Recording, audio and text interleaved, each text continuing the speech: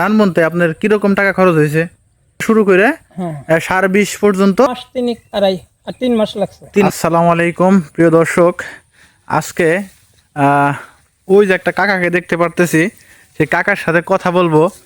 আমার মনে হয় এটা তার ধান ক্ষেত, তো তার কাছে জানবো আসলে এই ধান রোপণ করতে বা কেমনে কি খরচ হয় বা এখানে কত টাকা খরচ হয়েছে। আসসালামু আলাইকুম কাকা। ওয়ালাইকুম আসসালাম রাহমাতুল্লাহি ওয়া বারাকাতুহু। ভালো আছেন? আলহামদুলিল্লাহ। কাকা, এটা ধান ক্ষেত তো আপনার, না? হ্যাঁ তো ধান তো আলহামদুলিল্লাহ ভালো হয়েছে। হ্যাঁ, খুব আল্লাহ ভালো জানিয়ে দিছে। তা এই কতটুকু ধান বুনছেন এই জায়গায়? এই জায়গা আছে 15 ডিসেম্বর। 15 ডিসিমেল, না? এই 15 ডিসিমেল ধান বুনতে আপনার কিরকম টাকা খরচ হয়েছে? ওটা হিসাব করলে মোটামুটি 1000 খরচ হয়েছে। 1000 টাকা খরচ হয়েছে। ঠিক আছে, মানে একেবারে ধান চারার থেকে শুরু করে সার বীজ পর্যন্ত 3-4 হাজার টাকার মতো খরচ হয়েছে। 1000 টাকা খরচ। 4000 টাকার মতো খরচ হয়েছে।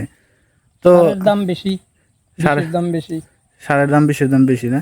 এটা আপনি যে ধান লাগাইছেন, এটা মোটামুটি কয়টা কামলা লাগছে, মানে লাগানোর সময়, শুধু লাগানোর সময়? লাগানোর 15 ডিসিমেল একটা কামলা লাগছে। একটা কামলা, একটা কামলায় আপনার এই যে 15 ডিসিমেল ধান আর কি লাগান কমপ্লিট হয়ে গেছে। মোটামুটি কয় মাস লাগবে ধান পাকতে? এখন তো মোটামুটি পাইকে গেছে, তাই না? কয় মাস লাগলো মোটামুটি?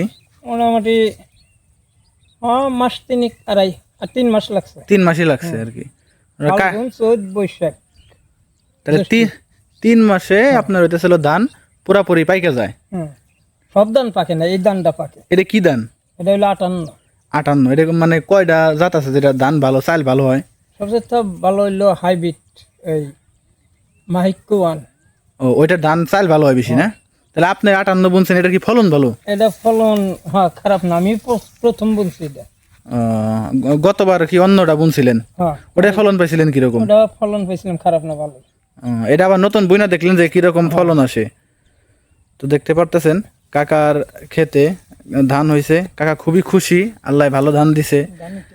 ঠিক আছে, এই দেখতে পারছেন এটা হচ্ছে ধান ক্ষেত কাকার। তো কাটবেন কবে কাকা? ধান কাটবেন কবে? রবিবার, সোমবার। রবিবার, সোমবার? তো আগামী রবিবার, সোমবার কাকা ধান কাটবে।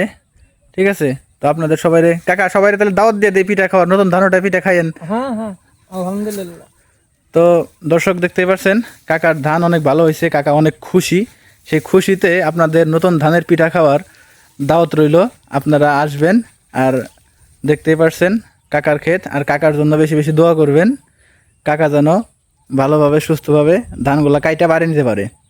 ধন্যবাদ সবাইকে।